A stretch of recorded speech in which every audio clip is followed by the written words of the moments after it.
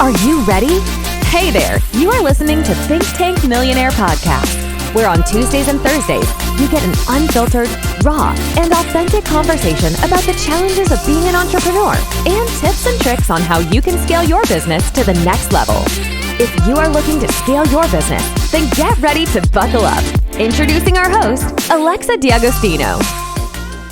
Welcome to Thynktank's Millionaire Podcast, a podcast where you have real entrepreneurs talking about real problems and giving you real solutions to fix them to help you scale to the next level.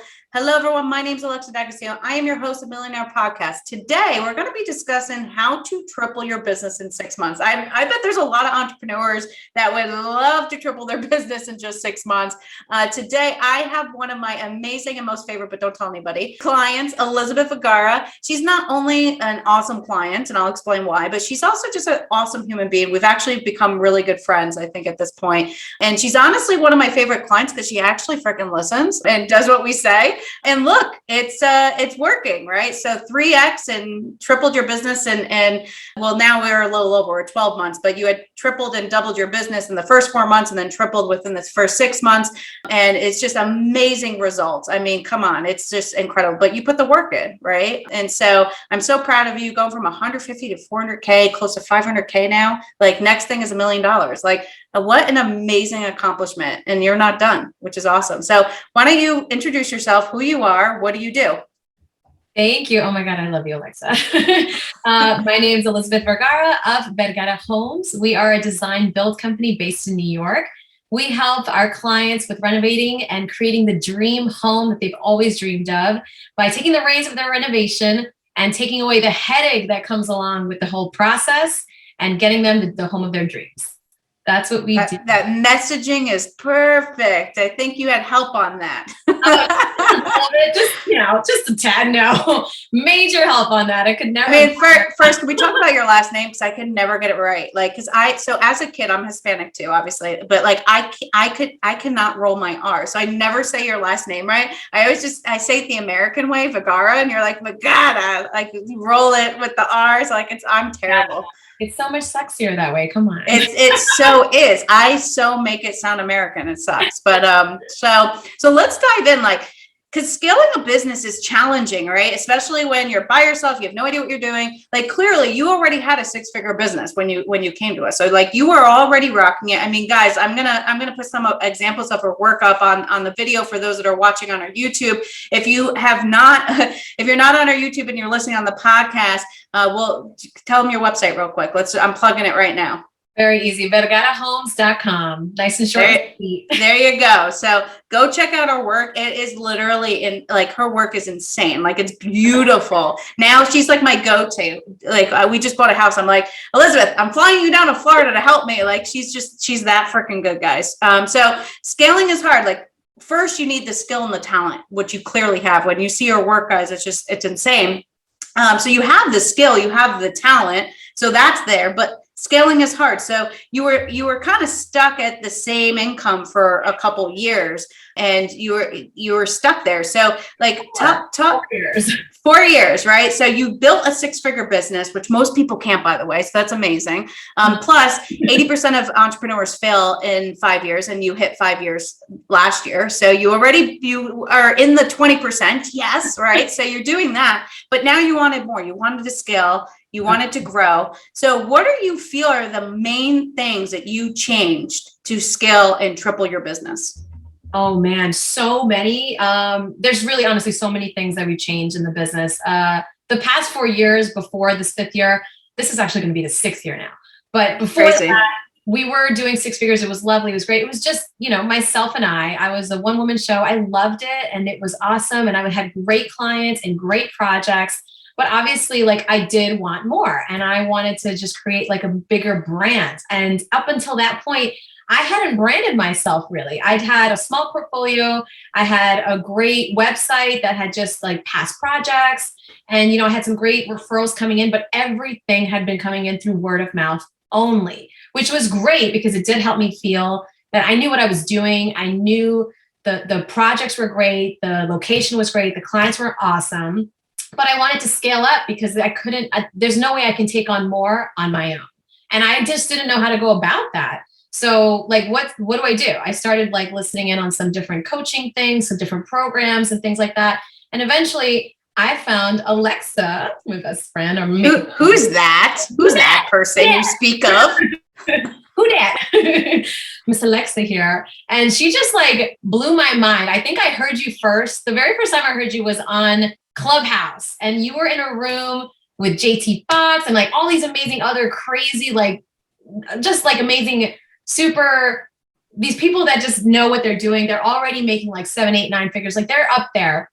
And I just was like, okay, I need to find someone who knows how to do this. I need to find someone who's going to help do one-on-one with me too, because I'm great with listening, but I need some alone time too. And I need some time that's going to help me guide me the right way to get this to the point that I want it to be. So, and at that point, I didn't even really know what that was. I just knew I wanted to scale, I wanted to grow. So I was at that point, I was making just, 150 to max 200K a year. And that's on a good year. So I found you, I heard a lot of what you were saying. You definitely knew what you were doing. And then I signed up with Passionate CEO. And since then it's been insane because I didn't realize how many holes I had in my business at that point with what I was doing. I wasn't marketing myself. I didn't have like the right budget in place to be able to like allocate things to marketing and to, the right things to grow. All I had was a website and an Instagram that I occasionally, like maybe once a month, posted a picture, which was just, now that I look at it, I was like, oh my God, I should have been posting way more. So I think the biggest thing for me was, now that I look back at what I was doing, I just wish I could go back and have done it so much sooner, because to do this in the span of just a few months and grow so much, imagine if I had started that when I first started out. It's just crazy. So marketing. But back up there for a second. So marketing, right? So one of the things that I felt when we had first met was like, you kept saying, oh, I'm 5 years, but you have way more history than that. Right. And like you grew up in construction, your dad, like that's what he does. So like you were literally like 15 years old, maybe younger, with a hammer in your hand. Right. So like talk about that, because that was one of the things too. I felt like when we were working together, like you didn't have the right messaging, because you're not just a 5-year-old company. Like you're way more experienced than that. So talk a little bit about not only just the marketing of like social, because that's major, but the story. That is what I think is really important. Yeah, that's a good point. I really didn't advertise or talk about my story too much at all until recently. And I realized, like, not only does the business have 5 years and it's going strong, but prior to that, professionally, I have 12 years in the business, but lifelong and in my heart since I could crawl. My dad was a contractor when I was a baby. Growing up my entire life, I was always around construction. He specialized in like painting and special finishes, like, which is kind of why I geared towards the design too, because he specialized in like faux finishes, like Venetian plaster and like crazy cool new finishes that you custom make by hand. So like I loved all of that, and I grew up with it. So when I went to high school, I studied interior design in my last couple of years, and stage design, and then architectural design. Finally, when I went to school, I got my bachelor's and my master's in interior design and sustainable interior design, because I love green, environmental, everything.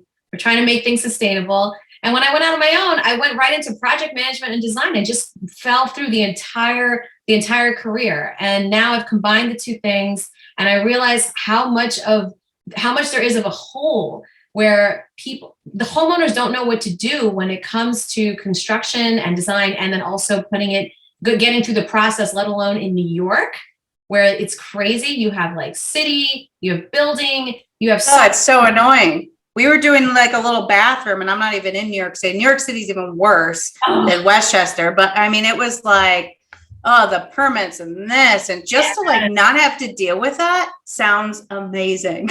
Yeah, no, we take that right. Like we've done it so many times and we know how it goes, but we just know that these homeowners do not want to deal with that. It's so time consuming, and they're busy and they have their own things to do. And it's super complicated too. You just have to be on it. And that's where we come in. But especially if you're a business owner or working, like it's another full-time job to renovate your house. Like it's crazy, but like what I appreciate about your messaging was your story, right? The story of who you are, because you were underselling yourself. One, two, it's the pain point, right? We talk a lot about pain points in our coaching programs about it's so important to pull out the pain points of your audience. And a lot of the pain points was time and frustration and connections. Like you have connections in the city, like that helps too, but also picking the right, it's so quick to pick and so often that you could pick the wrong contractor, the wrong plumber, and it can end up costing you more money. So not only do you come in and literally it's like white glove, red carpet service, but you also are bringing your teams with you and people that you work with and trust and that, because you've done business with them. So that alone is amazing.